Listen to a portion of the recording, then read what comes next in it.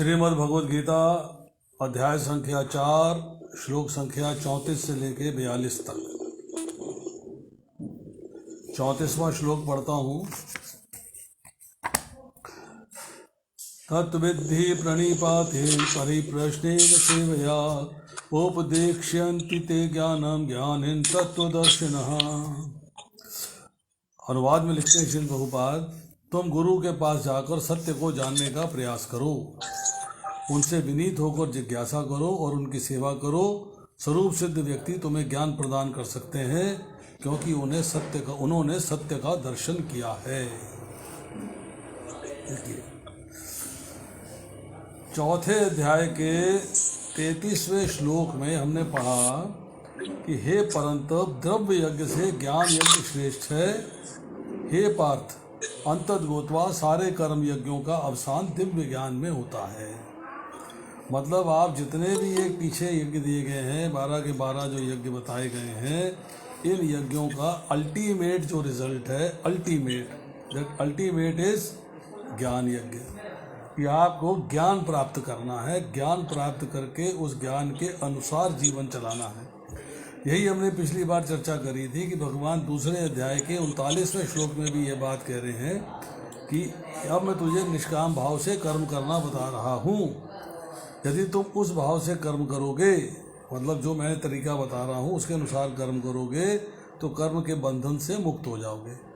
तीसरे अध्याय के 31वें श्लोक में भगवान ने कहा कि जो मेरे आदेश का श्रद्धापूर्वक ईर्ष्या रहित होकर पालन करता है, वो कर्म के बंधन से मुक्त हो जाता है, अर्थात मेरे धाम को प्राप्त करता है। तो यहाँ जो है, जब चौथा अध्याय हमने स्टार्ट किया था, तब चर्चा ये आ रही थी कि दिव्य ज्ञान का चैप्टर है, अर्थात इसमें हमें ज्ञान प्राप्ति करनी है और दिव्य ज्ञान के बारे में भगवान बता रहे हैं। अब भगवान ने जब ये कह दिया कि आपको जो है दिव्य ज्ञान प्राप्त करना है, दिव्य ज्ञान जो ज्ञान यज्ञ जो है द्रव्य यज्ञ से श्रेष्ठ है, जब ये बात कह दी, तो अब भगवान ये बता रहे हैं कि दिव्य ज्ञान है क्या। नंबर 1, मतलब किससे प्राप्त होगा, उसकी क्वालिफिकेशंस क्या होनी चाहिए, और कौन प्राप्त करेगा, अर्थात जो शिष्य है जिसको दिव्य ज्ञान प्राप्त करना है, उसकी क्वालिफिकेशन क्या होनी चाहिए। अर्थात दोनों की क्वालिफिकेशन के बारे में चर्चा आ रही है। अब यहाँ पे भगवान ने कहा कि तुम गुरु के पास जाके सत्य को जानने का प्रयास करो। अब इसमें जो है शब्द इस्तेमाल हुआ है कि प्रणिपात का अर्थ क्या होता है कि आप गुरु को जाके श्रद्धा पूर्वक, भक्ति पूर्वक, सरलता से दंडवत प्रणाम करते हैं, ये प्रणिपात कहलाता है। श्रद्धा पूर्वक, भक्ति पूर्वक, सरलता से, ये प्रणिपात है। अब आया इसके बाद कि उनकी सेवा करो। सेवा शब्द हम इस्तेमाल करते हैं रोज़मर्रा की लाइफ में, सेवा की बात होती है। सेवा है क्या? यहाँ जब गुरु की सेवा की बात आ रही है, यहाँ चर्चा आ रही है कि आपने वैष्णवों की सेवा करनी है, संतों की सेवा करनी है, तो आपने क्या करना है? जो श्रद्धा की बात पहले आई वो मेंटेन्ड है। भक्ति पूर्वक जाना है, अर्थात बड़े प्रेम से, विनय से, विनम्रता से उनके पास जाना है। और पहले ज़माने में गुरुकुल में निवास होता था, आजकल गुरुकुल में निवास नहीं है। आजकल जो आपका निवास है, आपने घर में है, पर आप गुरु के पास चले जाते हो। परंतु तब जो है गुरुकुल में निवास होता था, तो उनके पास निवास करना, फिर गुरु की आज्ञा का पालन करना, फिर गुरु के मन की बात समझ के, उनकी क्या इच्छा है, उनके मन से जान लेना, उनका मूड समझ लेना, उनके मूड को समझने के बाद उन कार्य को करना, और फिर हर प्रकार से उनको सुख पहुंचाने की चेष्टा करना। अब आप जो है सेवा कर रहे हो, अब आप सेवा के प्लेटफॉर्म पे आ गए। अब परिप्रश्न किसे कहते हैं? परिप्रश्न, कि आपने श्रद्धा मेंटेन्ड है, भक्ति भाव मेंटेन्ड है, विनयशीलता मेंटेन्ड है, विनयशीलता है, विनम्रता है, भक्ति भाव है, श्रद्धा है, ये सारी चीज़ें चल रही हैं। अब आपने भक्ति भाव से भगवान के को तत्व से जानने की इच्छा प्रकट कर रहे हैं कि मैं भगवान को तत्व से जान सकूं। मैं भगवान को तत्व मीन्स कि मूल क्या है, मूल मतलब बेसिक फंडामेंटल से लेके और एंड तक मैं भगवान को जानना चाहता हूँ। तो भगवान को तत्व से जानना है। अब भगवान को तत्व से जानना अर्थात परिप्रश्न में प्रश्न कैसे होने चाहिए, प्रश्न कैसे होने चाहिए।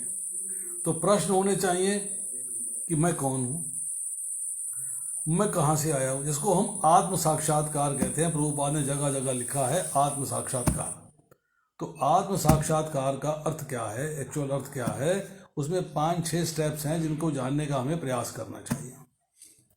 नंबर 1 कि मैं कौन हूँ, मैं कहाँ से आया हूँ, मृत्यु के बाद मुझे कहाँ जाना है, भगवान है, भगवान है या नहीं है। अब भगवान है तो उनका नाम क्या है। अब उनका नाम जानने के बाद भगवान से मेरा संबंध क्या है और मुझे उस संबंध को कैसे निभाना है। फिर ये जो प्रकृति है जिससे शरीर बना है, जो हमें दिखाई देती है आसपास, पृथ्वी जल अग्नि वायु आकाश मन बुद्धि अहंकार, ये क्या है, अर्थात माया क्या है, भगवान का स्वरूप क्या है। संबंध की बात मैंने चर्चा कर दी। इसके बाद ये जानने का प्रयास करना है कि बंधन क्या है, बंधन क्या है और मुक्ति क्या है, और मैं इस भौतिक बंधन में क्यों पड़ा, मैं पुनरपि जन्मम पुनरपि मरणम के चक्र में क्यों पड़ गया, वो बंधन क्या है, मुझे ये जानना है। तो इन सारी बातों को गुरु से जानने का प्रयास करना है। और प्रयास के पीछे कंडीशंस अप्लाई। कंडीशंस क्या है, श्रद्धा होनी चाहिए, भक्ति होनी चाहिए, सरलता होनी चाहिए, विनयशीलता होनी चाहिए, विनम्रता होनी चाहिए। ये सब चीज़ें हैं, तब आपका जो प्रश्न है वो आप गुरु से कर सकते हैं। अब ज्ञान की प्राप्ति के लिए भगवान ने कहा आवश्यक क्या है, जो मैंने चीज़ें अभी बताई, श्रद्धा, भक्ति, सरलता। ये चीज़ें अगर आपके पास हैं और इन चीज़ों को लेके आप जो है गुरु के पास जाते हो और भगवान का ज्ञान प्राप्त करने की कोशिश करते हो, तब गुरु जो है आपके समर्पण से अभिभूत होकर, प्रसन्न होकर आपको ज्ञान देते हैं। पर जिसमें श्रद्धा नहीं है, बेसिक स्टेप, जिसमें श्रद्धा नहीं है, जिसमें भक्ति नहीं है, उसको अगर उपदेश दे भी दिया जाए तो उसे स्वीकार नहीं करेगा, उसे एक्सेप्ट नहीं करेगा, उसके द्वारा ग्रहण नहीं होगा। इसीलिए जो संत हैं, जो वैष्णवगण हैं, जो गुरु है, उनको प्रणाम करना, सेवा करनी, उनको आदर सत्कार की कोई आवश्यकता नहीं है, फिर भी आप उनका आदर सत्कार करते हैं। अपने में अभिमान नहीं करना, चैलेंजिंग स्पिरिट से क्वेश्चन नहीं पूछना, परीक्षा बुद्धि से क्वेश्चन नहीं पूछना, कपट भाव से क्वेश्चन नहीं पूछना। मतलब आपने तत्व ज्ञान प्राप्ति करनी है तो उसके पीछे ये क्वालिटीज़ आपके पास भी होनी चाहिए। फिर आप जब गुरु के पास हो, गुरु की सेवा करते हो, तो प्रश्न करना किस टाइम पे करना है, उस टाइम पे करना है जब आप अपनी विजन से देखते हो कि अब गुरु जो है थोड़ा फ्री है, अब उसके पास जो है अवकाश है, टाइम है, स्पेयर टाइम है, अब वो आपके प्रश्न का उत्तर दे सकता है, तब आप उससे जो है प्रश्न करोगे, तब गुरु से प्रश्न करोगे। अब श्रुति के अंदर मुंडक उपनिषद पहला मुंडक दूसरा अध्याय 12वें श्लोक में चर्चा आती है, तद्विज्ञानार्थं स गुरुमेवाभिगच्छेत समित्पानि श्रोत्रियम ब्रह्मनिष्ठम, कि गुरु भी जो है वो ब्रह्म में निष्ठ होना चाहिए और उसने भी सुन के ज्ञान प्राप्त किया है, श्रोत्रियम, उसने भी गुण को गुण से प्राप्त किया है, और आप भी उनसे सुन के ही ज्ञान प्राप्त करोगे। मतलब आप जो है उसके पास जाते हो यथाशक्ति भेंट लेके, अभिमान रहित होकर, वेद शास्त्र के ज्ञाता व्यक्ति के पास, वैष्णव के पास आप जाके ज्ञान प्राप्त करते हो उस महापुरुष से, और विनय पूर्वक, विनम्रता पूर्वक, विनयशीलता के साथ, भक्ति भाव से, सरल भाव से, श्रद्धा पूर्वक, ये क्वालिटीज आपके अंदर होनी चाहिए। अब तत्व दर्शन, मतलब ऐसा गुरु जो कि परंपरा से आ रहा है, जो कि परंपरा से आ रहा है, उसने सारा ज्ञान परंपरा से प्राप्त किया है और आपको भी परंपरा में ही ज्ञान दे रहा है। आप उस ज्ञान को स्वीकार करिए, उस ज्ञान को प्राप्त करिए। तो यहाँ पर जो है प्रभुपाद जी लिखते हैं कि निसंदेह आत्म साक्षात्कार का मार्ग कठिन है। जो मैंने आपको आत्म साक्षात्कार के रूल्स बताए, वो मार्ग कठिन है, जानना आसान नहीं है, परंतु भगवान का उपदेश है कि उन्हीं से आरंभ होकर परंपरा से प्रामाणिक गुरु की शरण ग्रहण की जाए। मतलब जो परंपरा भगवान से आरंभ हो रही है, उस परंपरा के अंदर चल के आप जो है प्रामाणिक गुरु से शरण लेके ज्ञान प्राप्त करें। इस परंपरा के सिद्धांत का पालन किए बिना कोई प्रामाणिक गुरु नहीं बन सकता। ऑथराइज्ड, आज हम बीए पास करते हैं, एमए पास करते हैं, स्कूलिंग करते हैं, affiliated to CBSE, affiliated to ISC, मतलब अथेंटिकेट हो गया। चाहे मुझे 11वीं की सारी पढ़ाई आती हो, 12वीं की सारी पढ़ाई आती हो, सर्टिफिकेट तभी मिलेगा जब ऑथेंटिकेट होगा। तो इसी तरह ज्ञान प्राप्त करना भी एक सर्टिफिकेट है। ज्ञान प्राप्त तभी होगा जब आपका जो गुरु है वो अथेंटिकेटेड होगा, अर्थात प्रामाणिक होगा। अब प्रभुपाद जी लिखते हैं, जिज्ञासा और विनीत भाव के मेल से आध्यात्मिक ज्ञान प्राप्त होता है, तब आध्यात्मिक ज्ञान प्राप्त होता है। शिष्य ना केवल गुरु से विनीत होकर सुने, अपितु विनीत भाव से तथा सेवा से और जिज्ञासा दे गुरु के द्वारा स्पष्ट ज्ञान प्राप्त करें। ज्ञान प्राप्त करना है तो उसके लिए आपके अंदर एक क्वालिटी होनी चाहिए।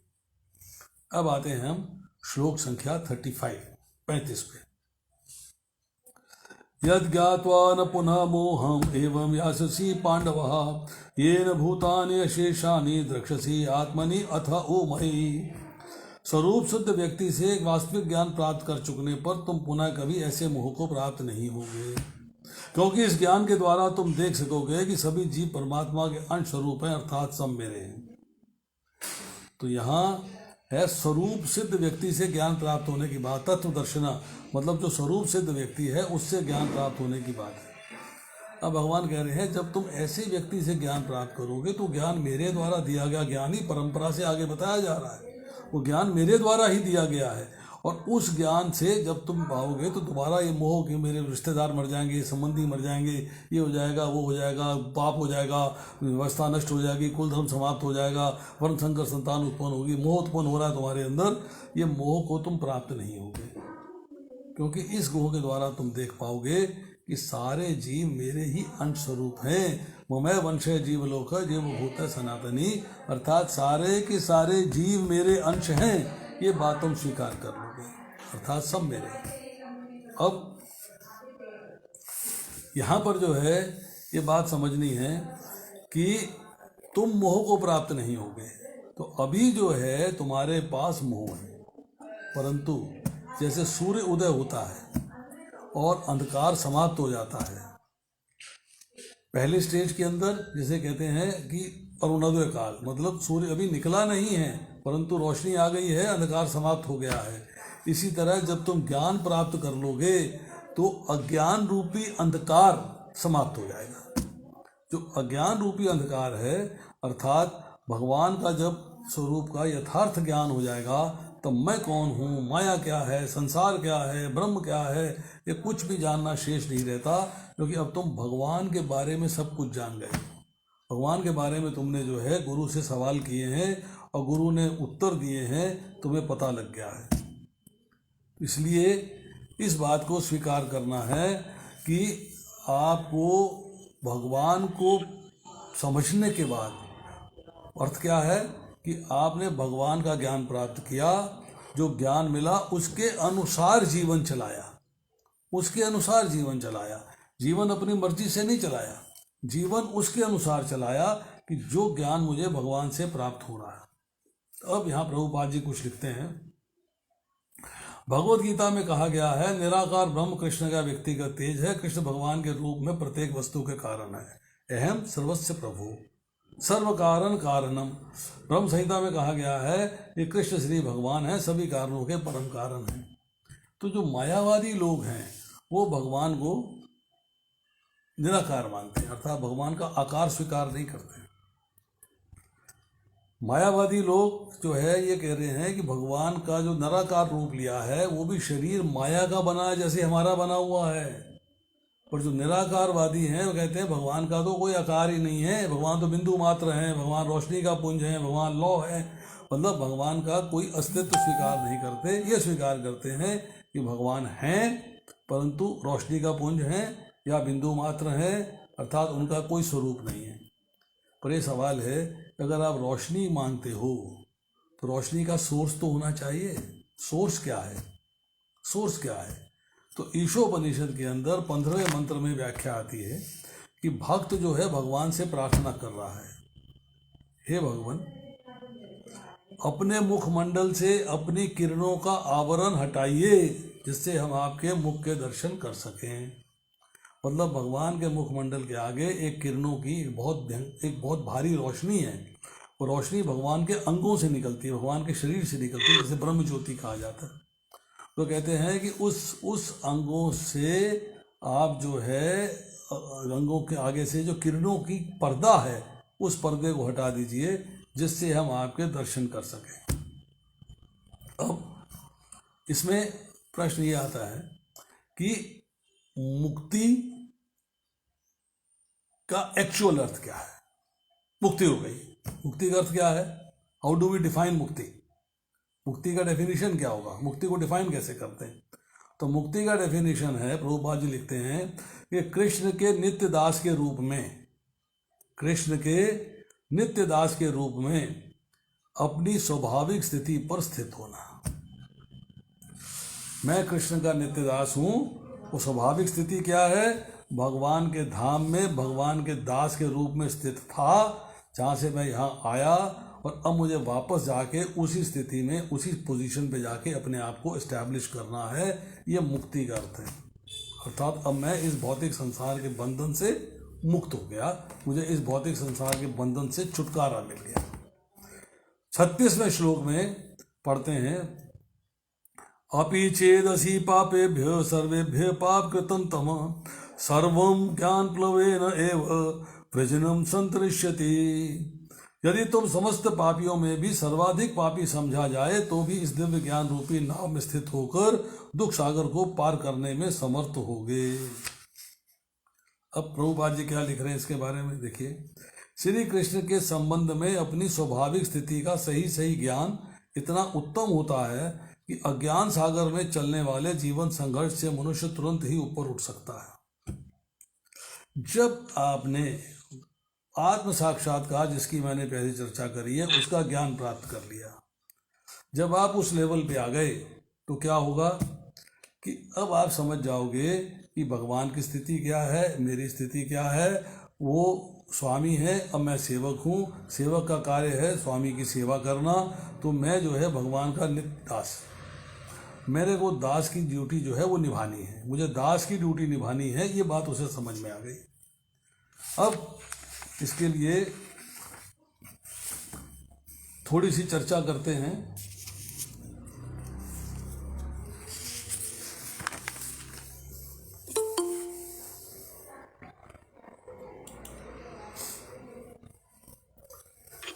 कि यहाँ जो है कह रहे हैं कि यदि तुम्हें समस्त पापियों में भी सर्वाधिक पापी समझा जाए, समस्त पापियों में सर्वाधिक पापी समझा जाए। पहले अध्याय में अर्जुन ने कहा कि पाप के कर्म होंगे, पाप का कर्म कौन करेगा? मैं करूँगा, क्योंकि मैं सबको मार रहा हूँ। तो तुम पापी हो गए, तुमने अपने आप को पापी एक्सेप्ट कर लिया।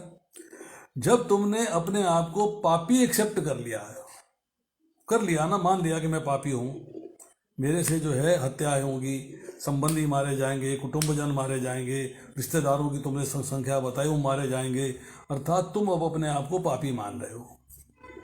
अब भगवान ने क्या कहा कि अपि चेदसि पापेभ्यो सर्वेभ्यो पाप कृतम, कि तुम सर्वाधिक पापी हो। मान लो मैं ये कहता हूँ कि तुमने सबसे ज़्यादा पाप किए हैं, तुमसे बड़ा पापी कोई नहीं है, तुम सबसे बड़े पापी हो। परंतु एक तुम्हें ऑप्शन दी जा रही है। ऑप्शन क्या है? ऑप्शन ये है कि ये जो दिव्य ज्ञान दिया जा रहा है, ये जो नॉलेज दी जा रही है, ये जो दिव्य ज्ञान दिया जा रहा है, इस दिव्य ज्ञान को सुन के, समझ के और इसका पालन करते हुए, इसके अनुसार चलते हुए अगर तुम जीवन चलाओगे, अर्थात दिव्य ज्ञान रूपी नाव की संज्ञा दी गई दिव्य ज्ञान को, दिव्य ज्ञान के अनुसार, दिव्य ज्ञान का पालन करते हुए, दिव्य ज्ञान के अनुरूप, उसके अकॉर्डिंगली अगर तुम जीवन चलाओगे तो दुख सागर को पार करने में समर्थ होगे। अर्थात दुखों का जो समुद्र है, दुखों का जो सागर है, उसको पार करने में समर्थ होगे। अब दुखों का सागर क्या है? जन्म, मृत्यु, जरा, व्याधि। ये जो है दुखों का सागर है। जन्म होना, मृत्यु होनी, बुढ़ापा आना, बीमारी आनी, अर्थात पुनरअपि जन्मम पुनरअपि मरणम। इस चक्र से छुटकारा मिल जाएगा, इससे छुट्टी पा जाओगे। इससे छुट्टी पाने का मतलब ये है कि अब आप जो है दुख सागर को पार कर जाओगे। Conditions apply. कंडीशंस क्या है? कंडीशन क्या है? इस दिव्य ज्ञान रूपी नाव में सवार होना, अर्थात जो ज्ञान दिया जा रहा है, जो दिव्य ज्ञान है, उसके अनुसार अपना जीवन चलाना। अब आती है श्लोक संख्या 37। यथा एधांसि संविद्ध अग्नि भस्मसात् कुरुते अर्जुन ज्ञान अग्नि सर्व कर्माणि भस्मसात् कुरुते तथा। जैसे प्रज्वलित अग्नि ईंधन को भस्म कर देती है, उसी तरह है अर्जुन, ज्ञान रूपी अग्नि भौतिक कर्मों के समस्त फलों को जला डालती है। अब देखिए, ज्ञान की पराकाष्ठा बताई जा रही है, ज्ञान की क्वालिटी बताई जा रही है, ज्ञान के बारे में कितनी बढ़िया चर्चा हो रही है कि जैसे प्रज्वलित अग्नि, जैसे कि अग्नि को जलाया जाए, अग्नि जल रही है, उसमें आप ईंधन डालोगे, जिससे अग्नि जला देना, लकड़ी है, कोयला है, जो भी है, उपले हैं, जो भी डालोगे, जब ईंधन डालोगे तो अग्नि जो है उस ईंधन को भस्म कर देती है, अर्थात जला डालती है। इसी तरह हे अर्जुन, अर्जुन का मतलब है निर्मल हृदय वाला, तेरा हृदय तो निर्मल है, तेरे में मल कैसे आ गया? उल्टी सीधी बातें क्यों सोच रहा है? कि ज्ञान रूपी अग्नि, जो अग्नि मैंने बताई है, अग्नि कौन सी है? ज्ञान, नॉलेज। नॉलेज जो है, नॉलेज किसकी? भगवान की। नॉलेज आत्मा की, नॉलेज प्रकृति की। मतलब ये जो नॉलेज कर्म की, ये जो नॉलेज है, इसके जब प्राप्त कर लेगा तो इसको अग्नि की उपमा दी गई है कि ज्ञान रूपी अग्नि, मतलब ज्ञान के मार्ग में चलना होगा। और ज्ञान वो जो मैं दे रहा हूँ, ज्ञान वो जो मैं दे रहा हूँ। तो अगर ज्ञान के मार्ग पे चलोगे तो जो भौतिक कर्म तुमने किए हैं, भौतिक कर्म में जो सकाम कर्म किए हैं अपने जीवन के अंदर एंजॉय करने के लिए, सेंस ग्रेटिफिकेशन के लिए, मौज मेले के लिए, चाहे वो पुण्य कर्म है चाहे वो पाप कर्म है, उन समस्त फलों को जला डालेगी। समस्त कर्म फलों को जला डालती है। तो इसके तात्पर्य में प्रभुपाद लिखते हैं, आत्मा तथा परमात्मा संबंधी पूर्ण ज्ञान और उनके संबंध की तुलना यहाँ अग्नि से की गई है। अग्नि मीन्स नॉलेज। नॉलेज मैंने बताया ना, ये अग्नि अर्थात ये नॉलेज न केवल समस्त पाप कर्म के फलों को जला डालती है, अपितु पुण्य कर्मों के फलों को भी भस्मसात करने वाली है। कर्म फल की कई अवस्थाएं हैं, शुभारंभ, बीज, संचित आदि, किंतु जीव को स्वरूप का ज्ञान होने पर सब कुछ भस्म हो जाता है। स्वरूप का ज्ञान होने पर, स्वरूप क्या है? जीवेरे स्वरूप कृष्णेर नित्य दास, या आप भगवान के दास हो, ये बात आपने स्वीकार कर ली। अब बृहत आरण्यक उपनिषद में कहा गया है, उभे उह वेश एते सत्यमृते साधु साधुनी। मनुष्य पाप तथा पुण्य दोनों प्रकार के कर्म फलों को जीत लेता है। अब देखिए, इसमें कुछ कर्मों की चर्चा हुई है। उसमें है कि संचित फल क्या है? संचित मीन्स जमा, FD। संचित का मतलब है कर्म फल जो हमारे जमा है, पड़े हुए हैं। प्रारब्ध क्या है? प्रारब्ध है कि जो आपके पके हुए फल हैं जिनको आप भोग रहे हो। अब इस जन्म में और जन्मांत कई जन्मों में जो आपने कर्म किए हैं वो आपके संस्कार रूप से आपके अंदर एकत्रित है, जमा है अंतःकरण में, और इसी को संचित कर्म कहते हैं। और जो इस जन्म में फल देने के लिए आ गए हैं, जिनको हम भोग रहे हैं, वो प्रारब्ध हो गया। अब जो अभी मैच्योर नहीं हुए हैं, भोगना आरंभ नहीं हुए हैं, पर रेडी हैं, तैयार हैं, कभी भी प्रारब्ध बन सकते हैं, वो अप्रारब्ध कहलाते हैं। और जो अभी जो है सामने आ गए, बीज के रूप में अंकुरित होने वाले हैं, वो कूट हैं। और जो सीड स्टेज में पड़े हुए हैं, पता नहीं कब फलित होंगे, वो बीज हैं। तो ये जो कर्म फलों की परिभाषा दी गई है, सारे के सारे समाप्त हो जाएंगे। शर्त क्या है कि ज्ञान रूपी अग्नि को, अर्थात ज्ञान को प्राप्त करके अज्ञान को दूर करके आपने उस ज्ञान के अनुसार अपना जीवन चलाना है और जीवन बिताना है, उसी के अनुसार चलना है। इसी की चर्चा पीछे हुई है। जो कर्म में अकर्म देखता है, अकर्म में कर्म देखता है, अर्थात उसके सारे कर्म ही अकर्म है, अकर्म ही कर्म है, कोई भेद नहीं है दोनों में। उस लेवल का जो व्यक्ति है, जो भगवान की सेवा में तत्पर है, भगवान की सेवा में लगा हुआ है, उसके कर्मफल समाप्त हो जाते हैं। बट बलदेव विद्याभूषण क्या लिखते हैं? उन्होंने एक बात कही। उन्होंने कहा, बलदेव विद्याभूषण ने, कि जब व्यक्ति एक जन्म लिया है, उसके जो कर्म फल हैं वो भोगेगा कि नहीं भोगेगा। जब भक्ति में आ गया और भक्ति में उसने जो है 100% अचीव कर लिया, तो उसकी स्थिति क्या है? कर्म फल भोगने को मिलेंगे कि नहीं भोगने को मिलेंगे? तो बलदेव विद्याभूषण लिखते हैं कि जो व्यक्ति भक्त है, वही भगवान के नाम रूप गुण लीला धाम का वर्णन सुनता है और वर्णन करता है, अर्थात प्रचार करता है। अगर उसके कर्मफल समाप्त हो जाएंगे तो उसकी मृत्यु हो जाएगी। कर्मफल समाप्त होती डेथ आ जाएगी, मृत्यु हो जाएगी। और मृत्यु हो जाने का मतलब यह है कि अब वो धाम चला गया। तो भैया अगर सारे ही धाम चले जाएंगे भक्त, अभक्त तो प्रचार करेगा नहीं। जो सेंस ग्रेटिफिकेशन में मस्त है, जो भोग विलास में रत है, जो आत्मपरायण नहीं है, जो भोग परायण है, वो तो प्रचार करेगा नहीं। तो फिर लोगों को संदेश कौन देगा, प्रचार कौन करेगा? तो इसलिए जब व्यक्ति जो है, जो कर्मफल लेके पैदा होता है, वो कर्मफल भोगेगा इस जन्म के अंदर। हाँ, फल कम हो जाएंगे, फल सीरियस नहीं रहेंगे, लाइट हो जाएंगे, हल्के हो जाएंगे। आप में उन कर्म फलों को सहने की शक्ति आ जाएगी और समाप्त नहीं होंगे। समाप्त होंगे पूर्ववर्ती, अर्थात जो पिछले जन्मों में किए हुए हैं, या परवर्ती जो इस जन्म में किए हैं और आगे फलित होने हैं, वो सब समाप्त हो जाएंगे। पर शर्त यह है कि आपने इस ज्ञान को प्राप्त करके अपने अज्ञान को दूर करना है। हम कहते हैं ना, ओम अज्ञान तिमिरंधस्य ज्ञानांजन शलाकया, अर्थात गुरु ही मेरे अंधकार को दूर करेंगे, गुरु ही मेरे अंधकार को दूर करेंगे। तो अब जो है हम करते हैं श्लोक संख्या 38, श्लोक संख्या 38। न हि ज्ञानेन सदृशं पवित्रम इह विद्यते तत्स्वयं योग संसिद्धम कालेन आत्मनि विदन्ति। इस संसार में दिव्य ज्ञान के समान कुछ भी उदात्त तथा शुद्ध नहीं है। ऐसा ज्ञान समस्त योग का परिपक्व फल है। जो व्यक्ति भक्ति में सिद्ध हो जाता है, यथा समय अपने अंतर में इस ज्ञान का आस्वादन करता है, भक्ति में स्थिर हो जाता है। जब हम दिव्य ज्ञान की बात करते हैं तो इसका मतलब है भगवान का ज्ञान, भगवान द्वारा दिया गया ज्ञान, भगवान का ज्ञान, भगवान द्वारा दिया गया ज्ञान। कहते हैं इससे इसके समान कुछ भी उत्तम नहीं है, इससे बढ़िया कोई चीज नहीं है, इससे पवित्र और कोई चीज नहीं है। तो प्रभुपाद जी लिखते हैं कि बंधन का कारण है अज्ञान और मुक्ति का कारण है ज्ञान। अर्थात अगर आप मुक्त होना चाहते हो, इस भौतिक संसार से छुटकारा पाना चाहते हो, तो इस ज्ञान को प्राप्त करना है। और ये ज्ञान भक्ति का मैच्योर्ड फ्रूट है, भक्ति का मैच्योर्ड फ्रूट है।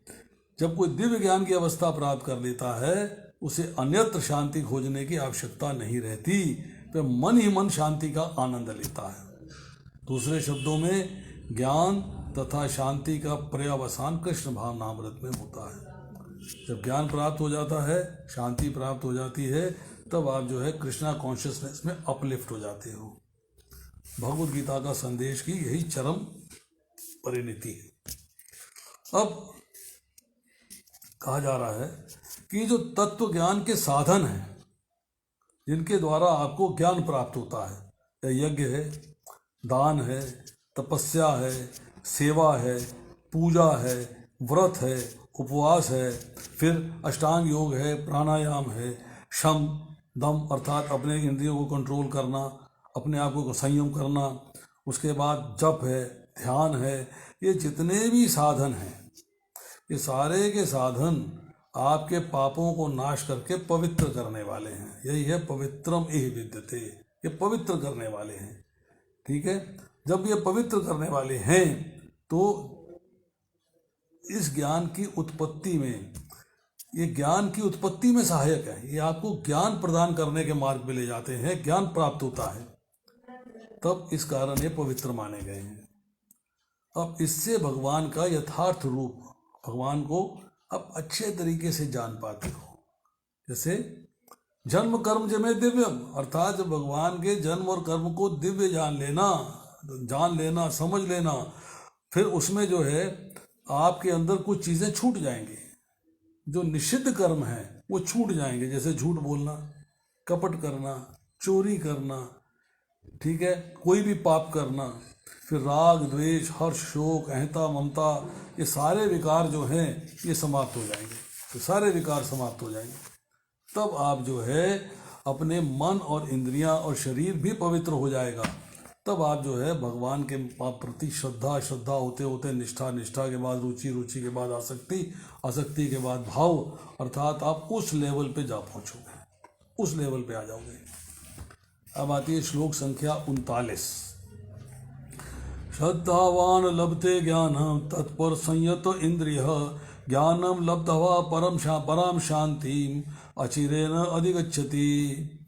जो दिव्य ज्ञान में समर्पित है, अब ये शिष्य की क्वालिटी आ रही है, शिष्य की क्वालिटी, ज्ञान की क्वालिटी बताई, गुरु की क्वालिटी बताई, अब शिष्य की क्वालिटी बता रहे हैं कि जो दिव्य ज्ञान में समर्पित है, जिसने इंद्रियों को वश में कर लिया है, जो इस ज्ञान को प्राप्त करने का अधिकारी है, वह इसे प्राप्त करते ही तुरंत आध्यात्मिक शांति को प्राप्त होता है। जो दिव्य ज्ञान में समर्पित है, मतलब जिसकी दिव्य ज्ञान में श्रद्धा हो गई, निष्ठा हो गई, यस, इसको मुझे कुछ टाल नहीं सकता। Now I have understood the right thing, अब मैंने सही चीज़ को स्वीकार कर लिया है, एक्सेप्ट कर लिया, मैंने इंद्रियों को वश में कर लिया है, इंद्रियां वश में आ गई हैं। अब मैं इस ज्ञान को, अब जब ये इंद्रियां वश में आ गई हैं, संयम में हो गई हैं, अब वो जो है इस ज्ञान को प्राप्त करने की एलिजिबिलिटी के लेवल पे आ गया, योग्यता के लेवल पे आ गया। अब उसकी एलिजिबिलिटी हो गई, अब उसकी योग्यता हो गई। अब उसके बाद क्या है कि इमीडिएटली शांति मिल जाएगी, टेंशन्स खत्म, कुंठा खत्म, परेशानियां खत्म, चिंताएं खत्म। अब समझ में आ गया कि अब मैं जो है भगवान के प्रति समर्पित हूँ, भगवान के प्रति मेरी पूर्ण श्रद्धा है, अब मैं भगवान को प्राप्त करने के मार्ग पे चल पड़ा हूँ। Lo he has accepted that he is on the path. Prabhupada ji लिखते हैं, कृष्ण में दृढ़ विश्वास रखने वाला व्यक्ति ही इस तरह का कृष्ण भावना भावित ज्ञान प्राप्त कर सकता है। मतलब आपको पहले भगवान में श्रद्धा डेवलप होगी ना, तभी तो ज्ञान प्राप्त होगा। अब जो यह सोचता है कि कृष्ण भावना भावित होकर कर्म करने से परम सिद्धि प्राप्त कर सकता है, क्योंकि हरे कृष्ण महामंत्र के जप के द्वारा आपके हृदय की सारी मलिनता, आपकी सारी गंदगी, कंटेमिनेशन समाप्त हो जाती है। बट इंद्रियों को वश में करना है, अर्थात इंद्रियों को इंद्र विषयों से हटाना है, ये आवश्यक है। इंद्रियों को वश में करना है, तो जो इंद्रियों को वश में कर लेता है वो तुरंत ही कृष्ण भावनामृत को प्राप्त करता है। अब श्रद्धावान के बारे में थोड़ा सा और चर्चा कर लेते हैं। श्रद्धा किसमें है? वेदों में, उपनिषदों में, इतिहास में, अर्थात वाल्मीकि रामायण है, महाभारत है, पुराण है, इनमें श्रद्धा है, अर्थात शास्त्र में श्रद्धा है, भगवान में श्रद्धा है। फिर वैष्णवों में श्रद्धा है, फिर भगवान के वचनों में, वैष्णवों के वचनों में श्रद्धा है, अर्थात ये सारी श्रद्धा, अर्थात अब आपको उसमें फेथ है, या आपको फेथ है, अब उसमें उत्तमता फील होती है, yes very nice, very good, highest quality feel होती है। इसका मतलब है कि अब आप श्रद्धा में आ गए, और जिसमें श्रद्धा है वो श्रद्धावान हो गया, वो श्रद्धावान हो गया। अब आप जो है श्रद्धा के बिना अगर भगवान के मतलब भगवान को प्राप्त करना चाहते हैं तो बड़ा मुश्किल है, क्योंकि आप गुरु के पास गए ही नहीं, आपने ज्ञान प्राप्त किया ही नहीं, आपको मालूम ही नहीं कैसे चलना चाहिए। अजय हम ऐसे करते थे, अजय हमारे परिवार में ये रिवाज है। भाई आपके परिवार में रिवाज होगा, परंतु शास्त्र की बात ठीक माने या सुनी सुनाई बात, करी कराई बात ठीक माने, तो शास्त्र के अनुसार चलना चाहिए। शास्त्र जो कहता है उसके अनुसार चलना चाहिए। तो अब जो है 40वां श्लोक आता है, आज्ञ च श्रद्धान च संशय आत्मा विनश्यति, नायम लोक अस्ति न पर न सुखम संशय आत्मनः। किंतु जो अज्ञानी तथा श्रद्धाहीन व्यक्ति शास्त्रों में संदेह करते हैं वे ईश्वर भावनामृत को नहीं प्राप्त करते, अपितु नीचे गिर जाते हैं, और संशय आत्मा के लिए न तो इस लोक में न ही परलोक में कोई सुख है। संशय आत्मा के लिए तो जो डाउट करता है, जो संदेह करता है, जो हर बात में मीन मेघ निकालता है, उसके लिए ना तो यहाँ सुख है ना परलोक में सुख है। सुख क्या है? सुख है भगवान का सानिध्य प्राप्त होना, सुख है मुक्ति के मार्ग में चलना, सुख है बात को समझना, भौतिक भोगों के प्रति आकृष्ट नहीं होना, उनसे टेंशन नहीं क्रिएट होनी, दिक्कत नहीं क्रिएट होनी। तो यहाँ प्रभुपाद जी लिखते हैं, जो ईश्वर तथा उनके वचनों में विश्वास नहीं रखता उन्हें इस संसार में ना भावी लोक में कुछ हाथ में लगता है, ना सुख मिलता है, ना यहाँ मिलता है ना वहाँ मिलता है। भगवत गीता सभी प्रमाणिक एवं मान्य शास्त्रों में सर्वोत्तम है। जो पशु तुल्य हैं उन्हें ना तो प्रमाणिक शास्त्रों के प्रति कोई श्रद्धा है और ना उनका ज्ञान होता है, और कुछ लोगों को यद्यपि उनका ज्ञान होता है उनमें से वे उदाहरण देते रहते हैं, किंतु उसमें वास्तविक विश्वास नहीं होता।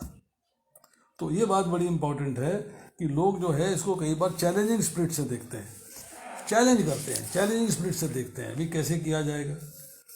आप अज्ञान में हो, अंधकार में हो, आपको सत्य असत्य का ज्ञान नहीं है, आत्म अनात्म का ज्ञान नहीं है, करनी अकरनी का ज्ञान नहीं है, क्या आपका विवेक ही नहीं है, आपको समझ नहीं आ रही, आर्ट ऑफ डिस्क्रिमिनेशन नहीं है, सोचने समझने की बुद्धि नहीं है, कर्तव्य का ज्ञान नहीं है, तो आप अज्ञ हो, आप अज्ञान में हो।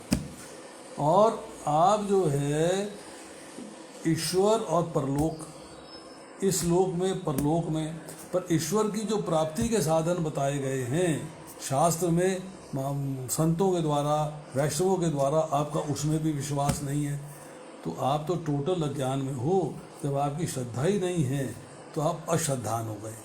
अश्रद्धान मतलब आप श्रद्धा में नहीं हो और आपका हर विषय में संशय रहता है, पता नहीं ऐसी कपोड़ शंकी है, बेकार की बात कर रहे हैं, ऐसा तो होता नहीं है। तो आप जो है अश्रद्धान है, मतलब आपका उसमें श्रद्धा नहीं है, अश्रद्धान है और संशय आत्मा है। तो ऐसा व्यक्ति जो है उसके लिए इस लोक में और परलोक में कहीं भी सुख नहीं है, कहीं भी स्थान नहीं है, वो जिंदगी में कभी सुख नहीं प्राप्त कर सकता। अब 41वां श्लोक करते हैं। योगा संयस्त कर्मानं ज्ञान संच्छिन्न असंशयम् आत्मवंतम न कर्माणि निबध्नन्ति धनंजय। जो व्यक्ति अपने कर्म फलों का परित्याग करते हुए भक्ति करता है और जिसके संशय दिव्य ज्ञान द्वारा विनष्ट हो चुके होते हैं, वही वास्तव में आत्मपरायण है। ये धनंजय वे कर्मों के बंधन से नहीं बनता। अब भगवान ने इस दिव्य ज्ञान को प्राप्त करने का रिजल्ट बता दिया कि दिव्य ज्ञान को जो प्राप्त कर लेता है, दिव्य ज्ञान के मार्ग में चलता है, उसका रिजल्ट क्या है ये बता दिया कि अपने कर्म के फलों का परित्याग करते हुए माँ फलेषु कदाचन, उसने कर्म के फलों का परित्याग कर दिया, अब भक्ति कर रहा है, भगवान के साथ अपने आप को समर्पित कर दिया है, भगवान की प्रेममयी सेवा में लग गया है। अब उसके जितने डाउट्स थे इस दिव्य ज्ञान के द्वारा जो गुरु के द्वारा प्राप्त करेगा नष्ट हो चुके हैं। ऐसा व्यक्ति आत्मपरायण है, अर्थात आत्मा के बारे में सोचता है, भगवान के बारे में सोचता है, दोनों का ज्ञान प्राप्त करता है। ऐसा व्यक्ति कर्मों के बंधन में नहीं बनता।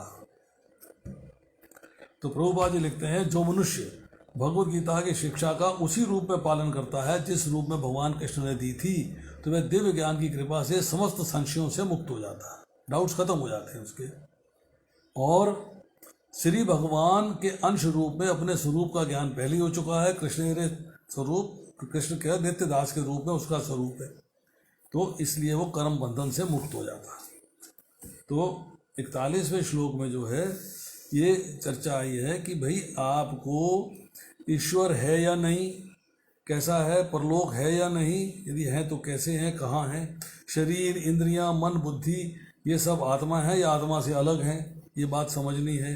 जड़ हैं या चेतन हैं, सब जगह व्यस्त है कि एक ही जगह पे व्याप्त हैं, अर्थात कर्ता और भोक्ता जीवात्मा है या प्रकृति है, आत्मा एक है या अनेक है, वे एक है तो कैसे है, भगवान एक है तो कैसे हैं, अर्थात इस सब बातों का जो ज्ञान प्राप्त कर लेता है, इसको ठीक तरीके से समझ लेता है, बुद्धि का प्रयोग करके संतों के वचनों से, वैष्णवों के वचनों से आगे चलता है, yes now he is on the right track, ऐसा व्यक्ति जो है वो भगवान को प्राप्त कर सकता है, कर्म बंधन से मुक्त हो सकता है। अब आती है लास्ट श्लोक, आज का श्लोक संख्या 42। तस्माद् अज्ञान संभूतम हृदस्थम ज्ञान असिनात्मनः छित्त्वा एनं संशयं योगम अतिष्ठ उत्तिष्ठ भारतः। अतः तुम्हारे हृदय में अज्ञान के कारण जो संशय उठे हैं उन्हें ज्ञान रूपी शस्त्र से काट डालो। हे भारत, तुम योग से समन्वित होकर खड़े हो और युद्ध करो। योग से समन्वित होकर मतलब भक्ति योग के द्वारा, मतलब मुझ पे विश्वास करके, मुझ पे श्रद्धा करके, मुझ पे निष्ठा रख के कि मैं जो कह रहा हूँ वो ठीक कह रहा हूँ।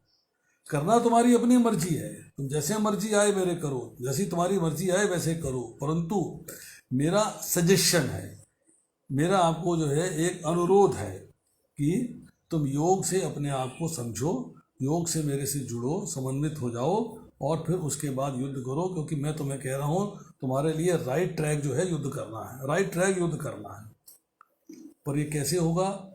जब तुम्हारे अंदर जो अज्ञान भरा हुआ है, जो अज्ञान रूपी अंधकार है, जो डाउट्स उठ रहे हैं, जो संशय उठ रहे हैं, उसे जो दिव्य ज्ञान है, जो ज्ञान रूपी शस्त्र मतलब कुल्हाड़ी है, फरसा है, तलवार है, तीर कमान है, वो ज्ञान है, उस ज्ञान से काट डालो, खत्म कर दो उसे, और अब जो है युद्ध करो, क्योंकि यही तुम्हारे लिए उत्तम है।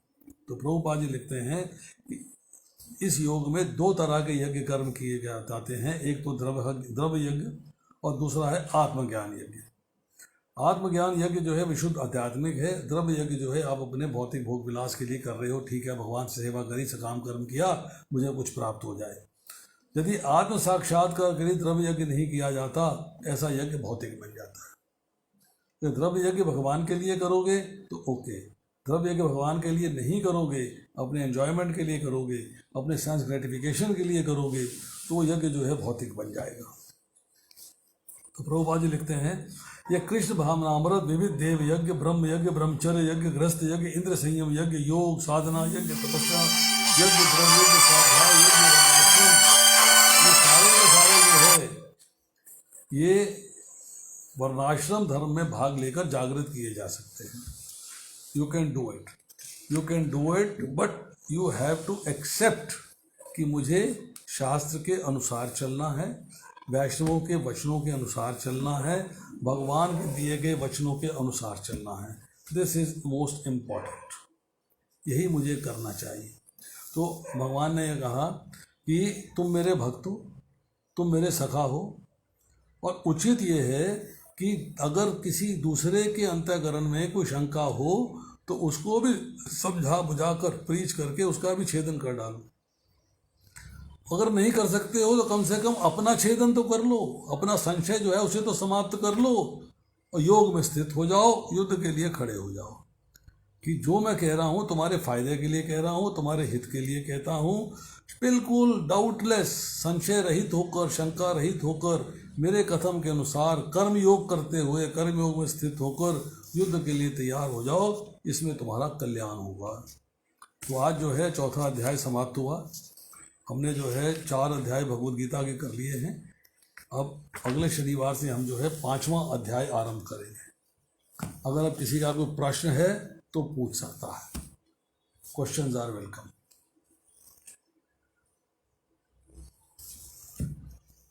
बताइए, एनी क्वेश्चन? कमल प्रभु? हाँ जी, मंजू जी, कोई सवाल है आपका? आपने जो वो बोले ना, संचित फल प्रारब्ध, उसके बाद तीसरा क्या था, अप्राप्त। नहीं, देखिए ऐसा है कि इसको आप समझिएगा इस तरीके से, दोबारा बता देता हूँ। देखिए ये दो जो लास्ट के थे वो मैं क्लियर मैं नहीं बता हुए। देता हूँ और दोबारा सुन लीजिएगा। जी प्रभु जी। प्रारब्ध का मतलब होता है कि जो आप कर्मफल भोग रहे हो, जी यह कहते हैं भाग्य है, भाग्य को भोगना है मेरे को, जो फलित हो गया है वो प्रारब्ध है। जैसे हम कहते हैं एक हाँ, एक वो एक ठीक है। एक फूल आया और फूल से आपकी छोटी सी ककड़ी आ गई और वो होते होते होते बड़ी हो गई, पक गई।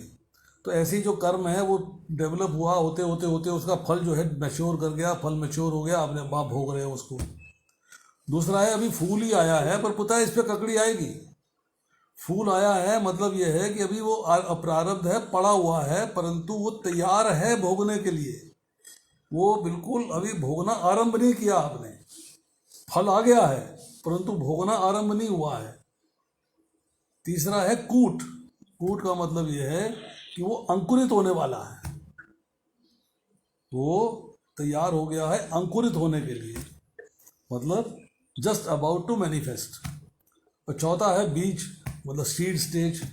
सीड स्टेज है, पड़ा हुआ है, पता नहीं फल कब निकलेगा, मालूम नहीं, फल कब आएगा कुछ मालूम नहीं, बट आएगा। जब वो अंकुरित होने लग जाएगा तो कूट हो गया। जब अंकुरित होने के बाद निकलना शुरू हो गया बाहर, जमीन से बाहर निकलना, अर्थात अब आपको तैयार है भोगने के लिए, अप्रारब्ध हो गया। अब भोगना शुरू हो गया तो प्रारब्ध हो गया। तो बैक स्टेज से चलेंगे तो ऐसे आएगा।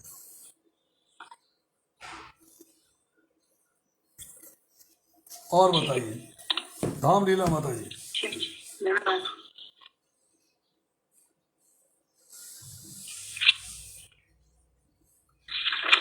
कृपा माता प्रभु, रितु खन्ना। प्रभु जी। हरे कृष्णा। प्रभु जी हरे कृष्णा। हरे कृष्णा। ठीक हो प्रभु जी? बोलो बोलो रितु जी बोलो। प्रभु जी बहुत अच्छा था। अच्छा, आपका तो हमेशा सुन के बहुत ही अच्छा लगता है। तो बहुत अच्छे से एक्सप्लेन किया आपने कि कैसे संचित कर्मा प्रारब्ध और भगवान के लिए कैसे हमको काम करना है। तो बहुत ही बढ़िया था, मतलब बहुत अमेजिंग लेक्चर। हरे कृष्णा प्रभु जी, दंडवत प्रणाम। दंडवत प्रणाम। धाम लीला जी बोलो। प्रभु जी आज भी थोड़ी सी लेट हो गई थोड़ी। कोई बात नहीं। अच्छा प्रभु जी, ये वीडियो आप भेजेंगे क्या फिर? हाँ भेजूंगा, बिल्कुल भेजूंगा। अरे प्रभु जी तब तो कोई बात नहीं, मैं एक को तो 2 बार 3 बार पढ़ती हूँ, अब जितना भी दिमाग में आएगी। और बताइए।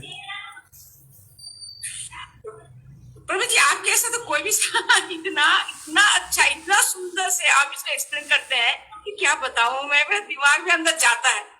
पर शायद एज की वजह से थोड़ा थोड़ा फिर भूलती हूँ, फिर पढ़ती हूँ। पढ़ने की भी सुविधा है तो ये बहुत अच्छी बात है। ये वीडियो मेरे लिए बहुत अच्छा लग रहा है। नहीं, वीडियो में पोस्ट करना शुरू कर रहा हूँ अब आपको एक एक करके जो है जी मुझे कई तो आ गए हैं।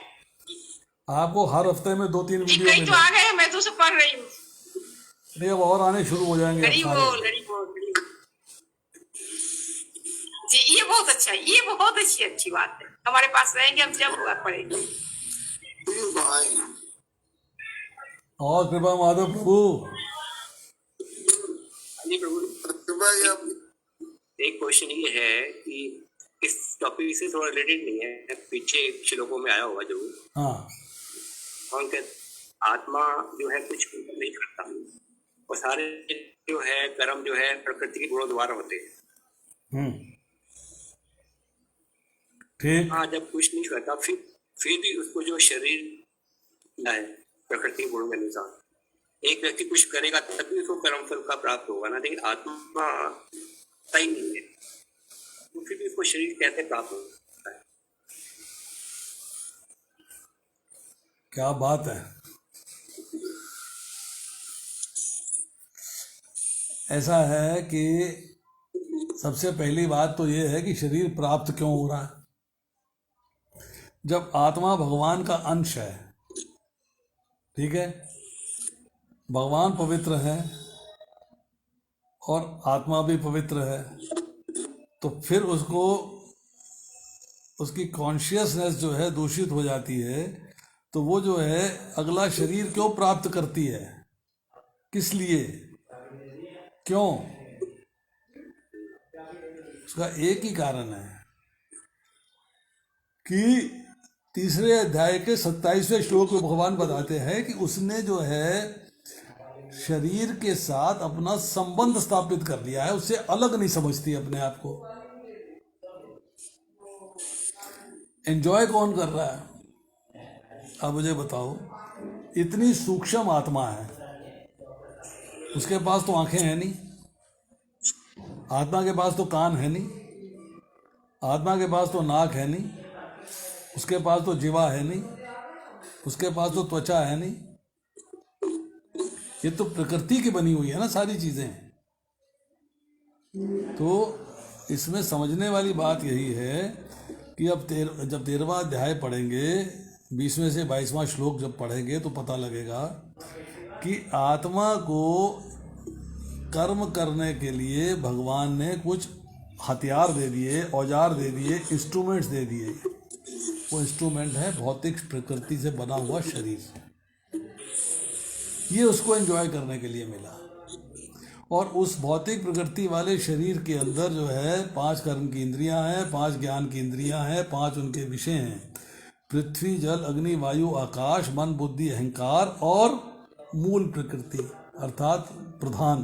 प्रधान का अर्थ है सतोगुण, रजोगुण और तमोगुण। तो सारे कार्य जो है प्रकृति के गुणों के अंडर हैं। करने के लिए आत्मा ने इच्छा करी, जैसे तुमने इच्छा करी उसको मार दो, तुम तो नहीं मार रहे, तुमने किसी को अपॉइंट कर दिया, तू मार भाई। अब हम कहें कि साहब मारा तो तुमने, जेल तो तुमको भी हो रही है, क्योंकि मारा उसने, मैंने तो नहीं मारा, मारा तो मिस्टर एक्स ने है, तो मुझे जेल क्यों दे रहे हो भाई? अरे इसलिए कि भाई उसको सुपारी तो तुम नहीं दी थी, मरवाया तो तुम नहीं है। तो आत्मा जो है उसको काम करने के लिए भगवान ने औजार दे दिए, इंस्ट्रूमेंट, जिसे करण कहते हैं। जब आप 18वां अध्याय पढ़ेंगे तो 14 से लेके 18 श्लोक 19 श्लोक तक यही चर्चा आएगी।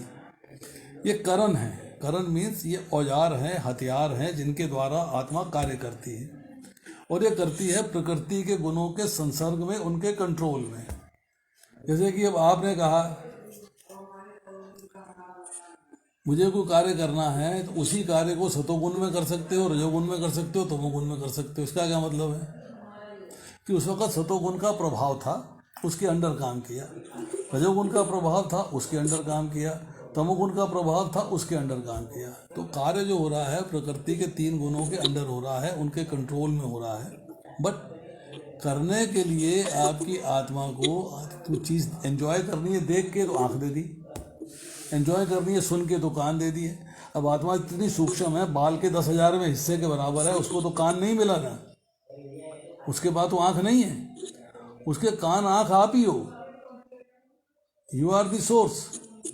आप उसकी एंजॉय करने में सोर्स आप ही हो, करनी है आप ही हो, आप ही ने एंजॉय करना है। इसलिए कह रहे हैं कि आत्मा कुछ भी नहीं करती, सिर्फ डिजायर करती है बस, और कुछ नहीं करती।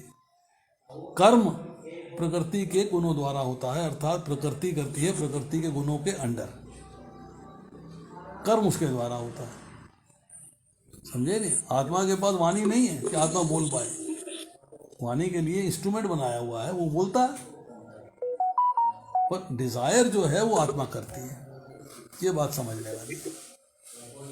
इच्छा करने से कुछ प्राप्त होती है, इच्छा करेगी, सेंस एंजॉयमेंट की इच्छा, इसीलिए क्योंकि उसने अपने आप को शरीर के साथ बांध लिया है, शरीर के साथ अपने आप को एक समझ लिया, तारतम्य स्थापित कर लिया है। तो क्या होगा? अब मृत्यु हो गई, शरीर तो समाप्त हो गया, पर आत्मा के साथ वो कर्म का फल बंधा हुआ है, क्योंकि एंजॉय उसने किया है, माध्यम ये बन गया। तो वो जो एंजॉयमेंट कर रहा है, जो माध्यम बन गया, वो तो खत्म हो गया। जो एंजॉयमेंट जिसने किया है उसको अगला शरीर प्राप्त होगा, वो पुनरअपि जन्मम पुनरअपि मरणम के चक्र में घूमती रहेगी। This is important. इच्छा करने से कुछ नहीं, इच्छा करो एंजॉय करने की। तो फिर वो भगवान शरीर दे देते हैं। अब भगवान की सेवा की इच्छा करो, वही कर्म। देखिए, इलेक्ट्रिसिटी आपके घर में आती है, इलेक्ट्रिसिटी है, एसी चलता है तो ठंडा कर देती है, इंस्ट्रूमेंट क्या है? एसी। हीटर चलता है तो गर्म कर देती है, इंस्ट्रूमेंट क्या है? हीटर। अगर आप कर्म करना चाहते हो भगवान के प्रति तो आपकी चॉइस है, उसके हिसाब से कर्म करो। एंजॉयमेंट के लिए करना चाहते हो तो उसकी चॉइस है, उसके अनुसार कर्म करो। डिज़ायर ही तो करनी है ना आपको, डिज़ायर जो मर्जी करो आप। तो आत्मा के लिए कार्य है डिज़ायर करना, कुछ नहीं है। यही जो है भगवान ने 18वें अध्याय के 14वें श्लोक में बताया।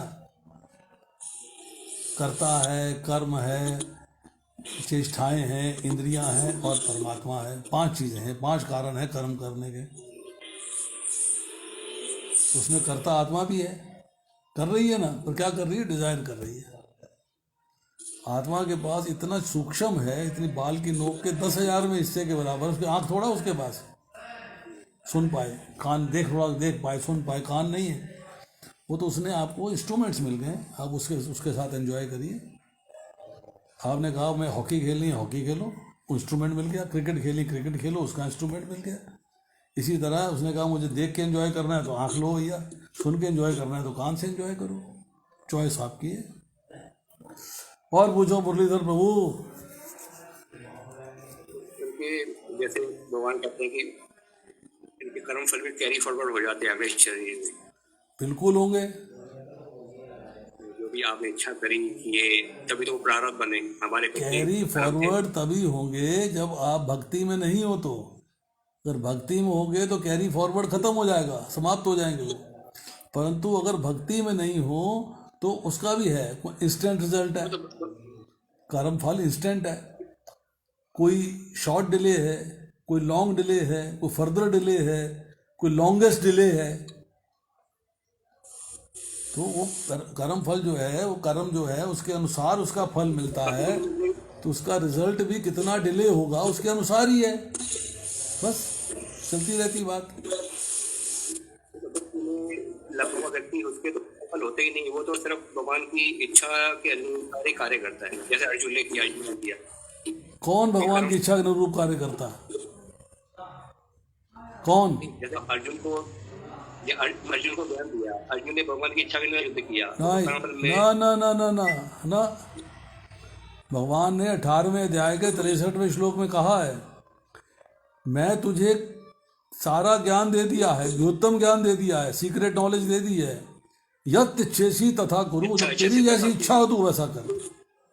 और 18वें अध्याय के 74वें श्लोक में अर्जुन कह रहा है कि मेरी स्मृति वापस आ गई है, मेरे संशय दूर हो गए हैं, मुझे ज्ञान की प्राप्ति हो गई है। अब मैं आपके आदेश के अनुसार कर्म करने के लिए तैयार हूँ। इच्छा अर्जुन की है, इच्छा भगवान की नहीं है। भगवान ने समझाया है, भगवान ने उसे ज्ञान दिया है कि व्हाट इज योर ड्यूटी। भगवान ने उसको जो है उसका जो ड्यूटीज हैं, उसका जो कर्तव्य है, उसका भान कराया कि yes this is your duty, you should do like this. But choice फिर भी अर्जुन की है, करे या ना करे। पर अर्जुन ने अब एक्सेप्ट किया है कि मेरी अब चॉइस क्या है, मैं आपके कहे अनुसार कार्य करूं। This is my choice. उसकी चॉइस है कि मैं आपके कहे अनुसार कार्य करूं, ये मेरी चॉइस हो गई। तो भगवान ने अर्जुन से जबरदस्ती नहीं कराई। हाँ, उत्तिष्ठ भारत, उठ भाई युद्ध कर, समझा रहा हूं मैं तेरे को युद्ध करना चाहिए, तू युद्ध कर। पर युद्ध करना है ना करना तो अर्जुन की चॉइस है, अर्जुन का डिसीजन है, वो भगवान का डिसीजन नहीं है। भगवान ने अर्जुन को अपना कर्तव्य का बोध करा दिया, तेरा कर्तव्य ये है, दिस इज योर ड्यूटी। एक व्यक्ति को ऑफिस में प्रमोशन चाहिए, गवर्नमेंट ने कहा भैया तेरी ड्यूटी ये है कि तू अपना एग्जाम पास कर, प्रमोशन ले ले। वो कहता मैं नहीं करता पास, ना ले, तेरी इच्छा है, चॉइस तेरी, रास्ता बता दिया मैंने। तो प्रमोशन चाहिए तो एग्जाम पास करना पड़ेगा भाई। एक देख ले, अगर तू एग्जाम पास नहीं करता है तो प्रमोशन नहीं मिलेगी। तो चॉइस दे दी ना, रास्ता बता दिया। वहां ने रास्ता ये है कि युद्ध कर, चॉइस तेरी है, करे या ना करे तेरी मर्जी, इच्छा तेरी है, तो कर तो तेरी इच्छा, ना कर तो तेरी इच्छा। दो चीजें होगी ना, अगर हम शारीरिक स्तर पे कार्य करते हैं तो हमें अपने प्रारब्ध कर्म फल भोगने पड़ेंगे। अगर हम आध्यात्मिक स्तर पर, आत्मिक स्तर पर कार्य कर्म फल से, ये तो मैंने अभी बीच में बताया था लेक्चर में, ये तो मैंने लेक्चर में बताया था कि चॉइस आपकी है कि आप आत्मपरायण बनना चाहते हो या भोग परायण बनना चाहते हो। भोग विलास, सेंस ग्रेटिफिकेशन, इंद्र तृप्ति, सेंसुअल एंजॉयमेंट, इसके प्रति कार्य करना चाहते हो तो भैया कार्य करते जाओ। पर अगर दिव्य ज्ञान प्राप्त करके उसके अनुसार कार्य करना चाहते हो तो मुक्ति प्राप्त करोगे। एक तरफ अज्ञान है, दूसरी तरफ ज्ञान है। एक तरफ भौतिक संसार है, पुनरअपि जन्मम पुनरअपि मरणम, एक तरफ है मुक्ति मोक्ष, जहाँ की दोबारा जन्म मृत्यु नहीं है। तो ये तो उसी मूली पसंद करता है, ये वाली करता है, वो वाली करता है, ये वाला मार्ग लेता है कि वो वाला मार्ग लेता है। ये तो उसकी चॉइस है ना, कौन सा मार्ग लेता है वो। लेकिन अंत समय में पता नहीं अब जो है क्या चेतना रहे, तो वो डिपेंड करता है कि अगले जन्म का जो है क्या रिजल्ट निकलेगा। अंत काले च मामेव, मैंने इस पर कई बार चर्चा करी है। वरा भगवान कहते हैं स्वस्थ अवस्था में निरंतर मेरा स्मरण करो। हाँ वही ना, जब अंतिम समय में मेरा स्मरण करने में असमर्थ हो जाओगे तब मैं तुम्हारा स्मरण करूंगा और अपने धाम ले जाऊंगा। एग्जाम तो वही है, अब कैसे पास होगा ये भी तो वो तो भैया सीखना पड़ेगा ना कि निरंतर भगवान का स्मरण कैसे करना है, सीखना पड़ेगा। You have to learn, this is the art of entering Krishna consciousness, art of enjoying Krishna consciousness. तो यही है ना कि आप सीखेंगे कि मैं कैसे जो है हर समय भगवान का स्मरण कर सकूं। That is the art. वो आर्ट स्वीकार करो। लोग आर्ट ऑफ लिविंग तो सिखाते हैं, आर्ट ऑफ डाइंग नहीं सिखाते। हम तो आर्ट ऑफ डाइंग सिखाते हैं भैया, आर्ट ऑफ लिविंग नहीं सिखाते हैं। ठीक बात है, हम तो आर्ट ऑफ डाइंग सिखाते हैं। आर्ट ऑफ डाइंग में ही आर्ट ऑफ लिविंग आ जाती है। बिल्कुल ठीक बात है। यही जैसे आर्ट ऑफ डाइंग सीख ली, उसको आर्ट ऑफ लिविंग अपने आप आ जाएगी। अपने आप आ जाएगी। भाई मरेंगे तभी जब जिंदा रहेंगे, तो जिंदा है तभी तो मरेगा। जिंदा आदमी तो मरेगा। तो जब मरने की आर्ट सिखा दी है तो जिंदा रहने की आर्ट पहले सिखाएंगे तभी तो मरेगा वो। तो आर्ट ऑफ डाइंग में ही आर्ट ऑफ लिविंग है। बिल्कुल 100% है। चलिए और कोई प्रश्न? कमल प्रभु कैसे हो? हरे कृष्ण प्रभु जी, मैं बिल्कुल ठीक हूँ। बहुत दिनों के बाद दर्शन हुए तुम्हारे। दर्शन तो हुए नहीं, के दिखाई दे रहा है। मैं सर ये वीडियो ऑन कर देता हूँ जी। हाँ अब बताइए कैसे काफी हो? अच्छा लेक्चर है प्रभु जी, बहुत अच्छा लगा। प्रश्न तो प्रभु जी 2-3 हैं, बट इससे रिलेटेड नहीं है। कोई बात नहीं, बट वो कभी कोई भी रिश्ता हो, प्रश्न से रिश्ता तो है ना। जी प्रभु जी, प्रश्न से तो रिश्ता है। पूछिए। प्रभु जी, ये जो हम ज्ञान प्राप्त कर रहे हैं, दिव्य ज्ञान प्राप्त कर रहे हैं, इन सबका जो टोटल कंक्लूजन है वो कुल मिला के, यदि भगवत गीता पहले भी स्टडी की और आपके थ्रू बहुत अच्छी हो रही है, कुल मिला के जो कंक्लूजन आता है वो यही है कि हम जन्म मृत्यु जरा व्याधि से पार जाएं। और यदि उसको हम थोड़ा सा और एलोबरेटली समझें, क्योंकि सारे दुख जो है जन्म मरण में ही है, सारे तो पार जाने के सारे दुख जो हैं ये जन्म मरण के अंदर ही है। जब तक जन्म मरण है तब तक दुखों में आदमी रहेगा। कुल मिला के जो उसका जो नेक्टर या निचोड़ आता है वो यही है कि जब तक जन्म मरण है तब तक दुख ही दुख है। और 9वें अध्याय में भगवान ने कहा है दुखालय अशाश्वतम, कि जितने भी हैं सब दुखों का कारण है।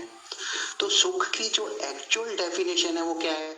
मरने के बाद क्या, क्योंकि जन्म मरण तो खत्म हो गया।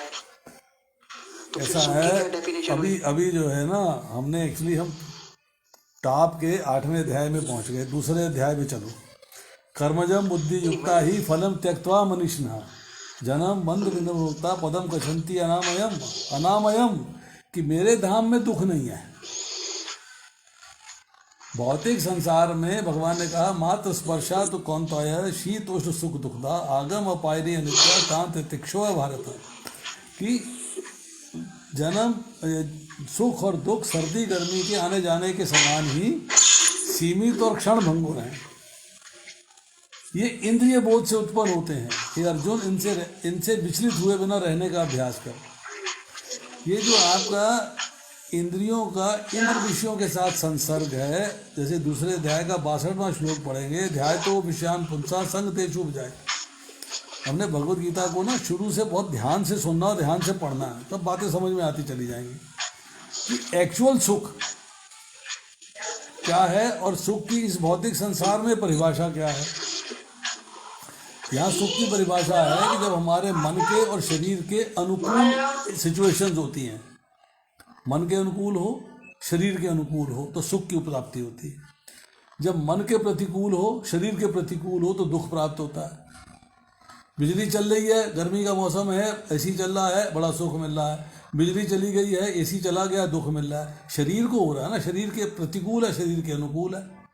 एसी चलना शरीर के अनुकूल है तो मन भी खुश है, एसी ना चलना शरीर के प्रतिकूल है, मन भी नहीं खुश है। तो एक में दुख है, एक में सुख है।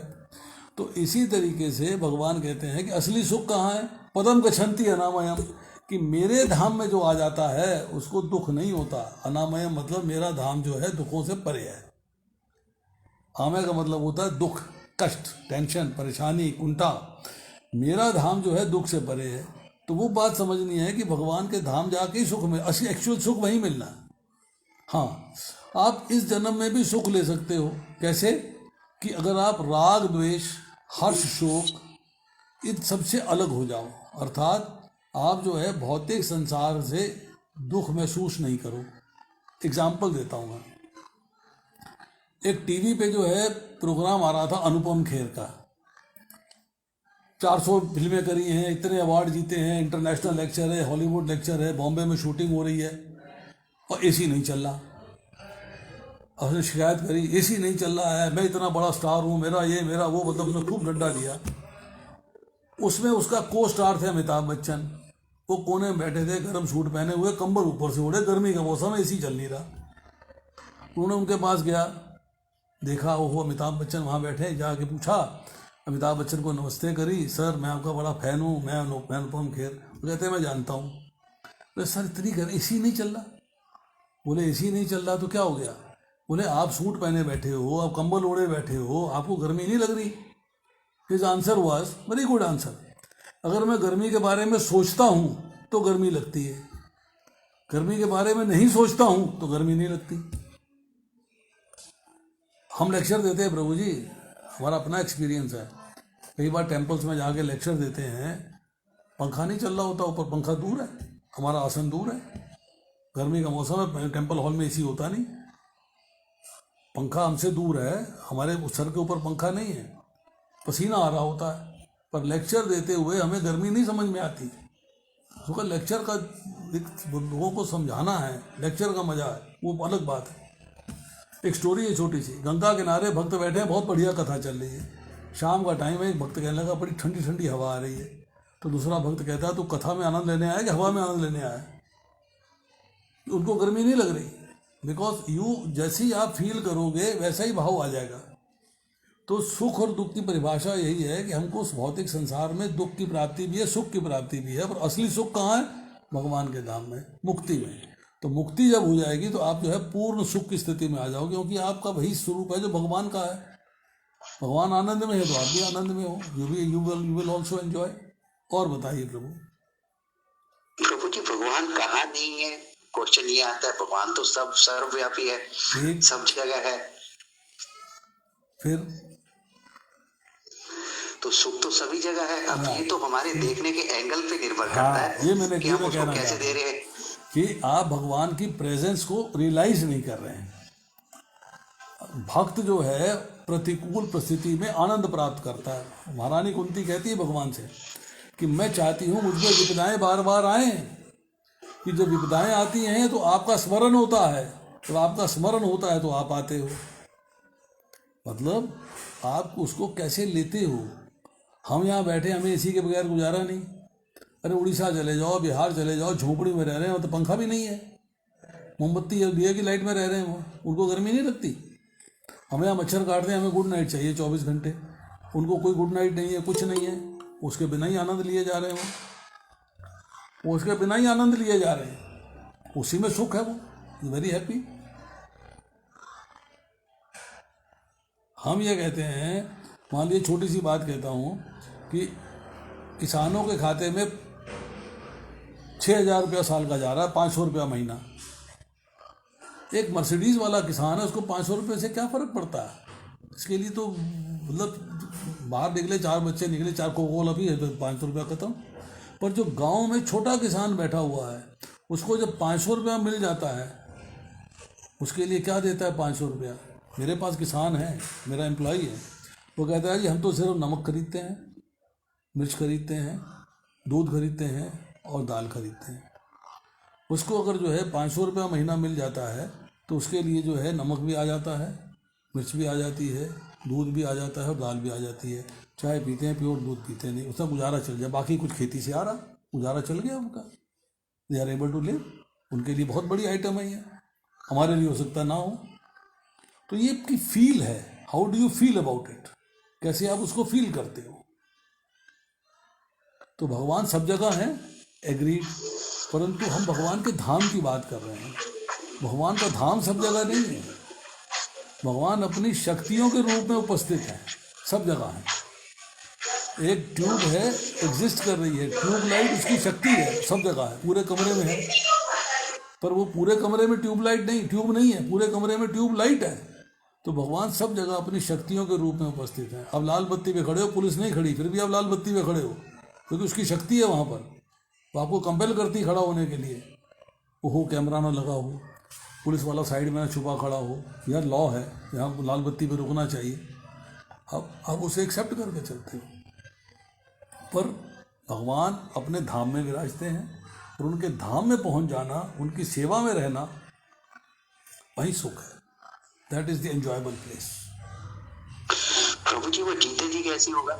हाँ, जीते जी भगवान के धाम जीते जी कैसे होगा? जीते जी कैसे होगा? देखिए, जीते जी कैसे होगा, मैंने बताया कि आपको राग और द्वेष, अटैचमेंट खत्म होनी चाहिए, आपको घृणा खत्म होनी चाहिए, किसी के प्रति ईर्ष्या नहीं होनी चाहिए। जो मिल गया उसी में खुश हैं, जितना मिल गया उसी में खुश हैं, आनंद। देखिए, दुनिया में 2 ही आदमी सुखी हैं, दुनिया में सिर्फ 2 वैरायटी के लोग सुखी हैं, सिर्फ 2 वैरायटी के लोग। आप चाहे अब अजमा के देख लीजिएगा, एक बच्चा, एक पागल, बाकी कोई सुखी नहीं है। डिज़ायर पूरी नहीं होती दुख होता है, पागल की डिज़ायर ही नहीं है, मस्त है वो, मस्त है। कपड़े फटे हैं तो फटे हैं, नंगा तो नंगा, ढका तो ढका, उसको कोई प्रॉब्लम नहीं है। बच्चा है, माँ ने कपड़े पहनाने हैं, पहना दिए तो ठीक है, ये बना दिए तो ठीक है, वरना छोटा बच्चा है, गोदी में रहता है, वो सुखी है, उसको कोई प्रॉब्लम नहीं। रोता है, भूख के मारे रोता है, वो दुख नहीं है, वो सुखी है। और पागल सुखी है, बाकी कोई सुखी नहीं है, क्योंकि हर एक की डिज़ायर है और डिज़ायर फुलफिल होती नहीं है, फिर दुख होता है। सुख तभी होगा आप डिज़ायरलेस हो जाओगे, कोई डिज़ायर ही नहीं है आपकी। जो मिल गया बहुत अच्छा, नहीं मिला तो भी अच्छा, भूखे सो गए। सिंपल सी जिंदगी बताई, सिंपल सी लाइफ बताई, सिंपल सी चीज़ है। हम लोगों को हर चीज़ ऑपुलेंट चाहिए। जब ऑपुलेंस लेने की कोशिश करते हैं, ऑपुलेंस पूरी मिलती नहीं है तो दुख होता है, तब दुख होता है। ये बात देखनी। प्रभु जी, आपकी बात से मैं सहमत हूँ, बट ये नीड एंड वांट्स का आ गया है। जब हमारा एक रिलेशन स्टैब्लिश हो जाता है, रिलेशन का आत्म साक्षात्कार, जब हम हरे कृष्णा करते हैं, अंदर फील करते हैं उसकी प्रेजेंस को इन अ फॉर्म ऑफ लाइट, या जो भी हम जैसे अपना दर्शन करते हैं मूर्ति के रूप में, या आत्म साक्षात्कार लाइट के थ्रू करते हैं। जब हम एक आत्म साक्षात्कार हो जाता है, एक एनलाइटमेंट हो जाती है जिसे कह सकते हैं, तो ये सारी चीजें तो ऑटोमेटिकली मिल ही जाती है। ये एक कंटेंटमेंट तो वहीं पे आ जाती है। फिर नीड के लिए आदमी करता है, फिर वो वांट्स के ऊपर नहीं जाता है, क्योंकि उसकी जो प्रभु जी, कंटेंटमेंट होनी बहुत कठिन है। और दूसरी बात ये है कि आपको बताएं, एक व्यक्ति की शादी हो गई, अब वो पत्नी की फोटो से एंजॉय करता रहेगा क्या? पत्नी भी चाहिए। भौतिक संसार की बात कर रहा हूँ। इसी तरह आध्यात्मिक संसार में भगवान के अंगों की ज्योति है, रोशनी है, रोशनी से एंजॉयमेंट करेगा। भगवान चाहिए, भगवान के साथ एंजॉय करेगा। भगवान की जब अर्च विग्रह होता है, उसकी पूजा करता है, अर्चना करता है, श्रृंगार करता है, नहलाता है, तैयार करता है, उसकी एंजॉयमेंट चाहिए। उससे नहीं होगा कि भगवान की जो है वो कोई बात नहीं जी चलेगा, लॉ से मेरा गुजारा चल रहा है, मैंने लॉ देख ली, मैं लॉ में हो रहा हूँ, मैंने बिंदु देख लिया, बिंदु में हो रहा हूँ। जब तक साक्षात्कार नहीं होगा सामने, आपको उसका सेवा करने का अवसर प्राप्त नहीं होगा, तब तक एंजॉयमेंट नहीं कर पाओगे आप। भगवान की छोटी सी स्टोरी सुनाता हूँ। एक व्यक्ति को बिजनेस नहीं चल रहा था, उसने जो है भगवान कृष्ण को लाए और ला के उसने जो है अपने कार्नेस पे विराजमान किया और धूप बत्ती करने लगा। साल भर करता रहा, कोई फायदा नहीं हुआ, छोड़ दिया। दूसरे भगवान को, दूसरे किसी देवता को ला के बिठा दिया, उनकी धूप बत्ती करता रहा, इनको ऊपर बिठा दिया। ये भगवान तो प्रकट होते नहीं है, भगवान तो मेरा साथ देते नहीं है, भगवान तो बिल्कुल बेकार है। ये ठीक है, इनकी पूजा अर्चना करता हूँ। करते करते करते करते करते करते एक दिन जो है 6 महीने के बाद समझ में आई, यार मुझे धूप बत्ती जला रहा हूँ, ऊपर भगवान बैठे, उनके नाक में जाती होगी, उनको बड़ा कष्ट करती होगी। तो उसने उनको नीचे उतार लिया, गोदी में रखा, सहलाने लगा, रोने लगा। रोते रोते कहने लगा, मुझे बड़ी गलती हो गई, मुझे समझ में नहीं आया कि आपके नाक के अंदर जो है अगरबत्ती का धुआं जाता होगा, आपको कष्ट देता होगा। भगवान प्रकट हो गए। किससे प्रकट हुए? भाव से। वो तो मैकेनिकल काम कर रहा था, मैकेनिकल से बात नहीं बनती। जब तक आपका संबंध नहीं बनेगा, आप अंडरस्टैंड नहीं करोगे। उसने भगवान को अंडरस्टैंड किया कि इनके नाक में धुआं जा सकता है, उन्हें परेशान कर सकता है, भगवान को प्रकट होना पड़ा। ये तो हम देखें कि हम जो है अपना सोचे जी भगवान तो निराकार हैं। ये तो प्रभुपाद जी सारी भगवद गीता में यही तो बात कर रहे हैं कि भगवान भैया निराकार नहीं है, भगवान साकार हैं, और साकार के साथ संबंध स्थापित करो, निराकार के साथ नहीं। कंटेंटमेंट कब आएगी? कंटेंटमेंट कब आएगी? एक रास्ता है उसका बड़ा सिंपल। पानी की बोतल लो खाली, एक बोतल लो खाली, उसको तालाब में डाल दो तो गैस बाहर निकलेगी, हवा बाहर निकलेगी, पानी भरेगा। जब तक भगवान को अपने अंदर नहीं भरोगे, तब तक माया बाहर नहीं निकलेगी। जब माया बाहर निकलेगी तभी कंटेंटमेंट आएगी, ऐसे कंटेंटमेंट नहीं आएगी। भगवान को अंदर भरना पड़ेगा, अर्थात भगवान के नाम रूप गुण लीला धाम का वर्णन सुन के उसके प्रति अट्रैक्ट होना पड़ेगा, उसके प्रति समर्पित होना पड़ेगा, तब जाके आपके कंटेंटमेंट आएगा, तब आप जाके एंजॉय कर पाओगे, तब आप जो है सुख की स्थिति में आओगे, ऐसे नहीं आओगे। हरे कृष्णा। 9:21 हो गए प्रभु, बंद करें। मंजू जी आपका कोई प्रश्न है? कृपा माधव प्रभु आपका कोई प्रश्न है? हाँ जी मंजू जी आपका कोई सवाल? चलिए फिर समाप्त करते हैं। Thank you very much. Hare Krishna. Hare Krishna Prabhu ji. Hare Krishna Prabhu ji, धन्यवाद। हरे कृष्णा माता जी, हरे कृष्णा।